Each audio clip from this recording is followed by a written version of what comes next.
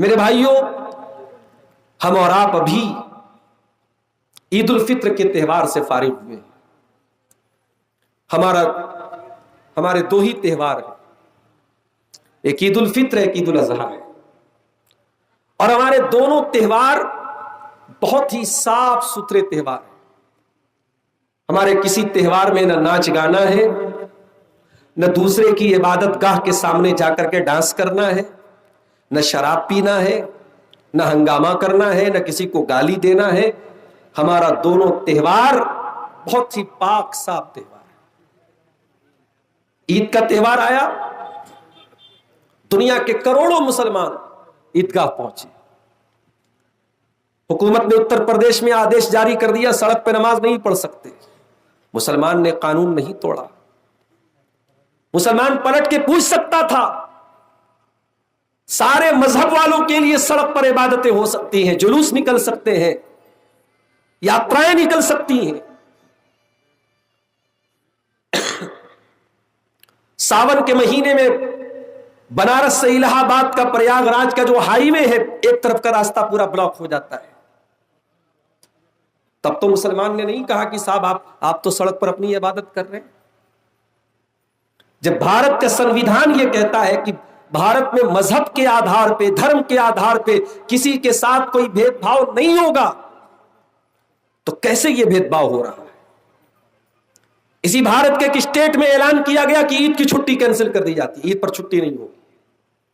صدیوں سے چلی آ رہی تھی نفرت، اب باقاعدہ کھل کر کے ہو رہی ہے، اور اس میں بہت بڑا رول ادا کر رہے ہیں یہ نیوز چینل، جن کا کام ہو چکا ہے چمچا گیری کرنا، چاپلوسی کرنا اور حکومت کے تلوے چاٹنا۔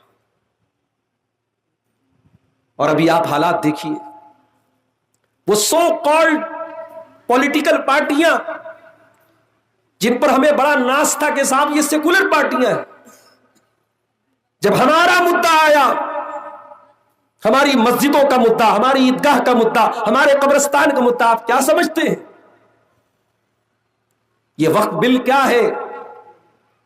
یہ وقت بل اگر واقعی میں پاس ہو گیا، کسی بھی عیدگاہ کو، کسی بھی قبرستان کو، کسی بھی مسجد کو ووادت بنا کے تالا لگا دیا جائے گا، قبضہ کر لیا جائے گا، آپ کچھ نہیں کر سکتے۔ اور ہماری وہ سیکولر پارٹیاں، صاحب نتیش کمار جی کی پارٹی، اور اسی طریقے سے ادھر آندھرا میں تیلگو دیسم پارٹی، اور کون کون سی پارٹیاں جو سیکولر ہے، رمضان میں ٹوپی لگا کر کے صاحب افطار میں بیٹھتے ہیں، ان لوگوں نے ہمارے خلاف ووٹ کیا ہے پارلیمنٹ کے اندر۔ مسلمانوں بہت ہوشیار رہنا پڑے گا، اپنے دوست اور دشمن کے بیچ میں فرق کرنا پڑے گا۔ الیکشن آنے پر جو لوگ آپ سے ووٹ کی بھیک مانگنے آتے ہیں، حکومت پانے کے بعد کس طریقے سے گرگٹ کی طرح وہ رنگ بدلتے ہیں، یہ منظر بھی آج پارلیمنٹ میں آپ دیکھ لیجیے۔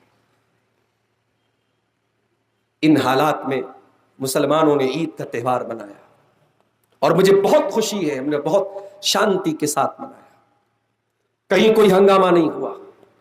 اور یاد رکھو، مسلمان کے تہوار میں ہنگامہ ہو بھی نہیں سکتا، جو ہنگامہ کرے وہ مسلمان کا تہوار، جس تہوار میں ہنگامہ ہو وہ تہوار مسلمانوں کا ہو ہی نہیں سکتا۔ ہمارا تہوار تو بڑا سیدھا سادہ سرل تہوار ہے میرے ساتھ۔ ہم نے 30 رمضان کے روزے کمپلیٹ کیے، اس بار 29 کا چاندوا 29 کمپلیٹ کیے۔ چاند نظر آیا، ہم نے دعا پڑھی، اللہم اہلہ علینا بالامن والایمان والسلامت والاسلام ربی وربک اللہ۔ چاند دیکھ کر کے بھی ہم نے توحید کا سبق دنیا کو دیا، ہم نے دنیا کو بتایا ہم چاند دیکھ کر کے عید منا رہے ہیں، مگر چاند کی پوجا نہیں کرتے، ہم چاند کی عبادت نہیں کرتے، ہم چاند کو کریٹر نہیں مانتے، ہم چاند کو کریشن مانتے ہیں۔ ہم چاند دیکھ کر کے کہہ رہے ہیں ربی و ربک اللہ، اے چاند تیرا ربی اللہ ہے، میرا ربی اللہ ہے۔ عید کا دن آیا، اپنی اپنی حیثیت کے مطابق کسی نے نئے کپڑے پہنے، کسی نے پرانے پہنے، کسی کو نیا کپڑا نصیب ہوا اس نے نیا پہنا، کسی کو پرانے ہی میں عید منانی پڑی اس نے پرانے میں عید منائی۔ صاف ستھرے کپڑے پہن کر، جوتے چپل پہن کر ہم عیدگاہ کی طرف جا رہے ہیں، عیدگاہ میں جانے کے ٹائم بھی ہماری زبان پر کون سا نغمہ ہے؟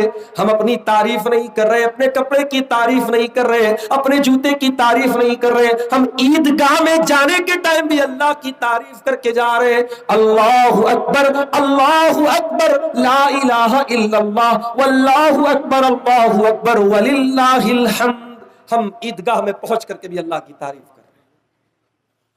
اللہ اکبر۔ 2 رکعت نماز پڑھی ہم نے عیدگاہ کی کے اندر، عید کی نماز، اور ساری دنیا کو یہ میسج دیا ہم مسلمان ہیں، ایک اللہ کے آگے سر جھکانے والے ہیں۔ تم ظلم کرتے رہو، کبھی سڑک پر نماز کا مسئلہ نکال لو، کبھی ہمارے اوپر جھوٹے کیس لگا دو، مظلوم اور غریب مسلمانوں کی دکانوں اور مکانوں پر بلڈوزر چلا دو، مگر اللہ کی توحید کی آواز مسلمان کبھی نہیں چھوڑے گا۔ جب تک مسلمان اس دنیا میں موجود ہے، ایک اللہ کی توحید کی آواز باقی رہے گی، لا الہ الا اللہ کی آواز باقی رہے گی۔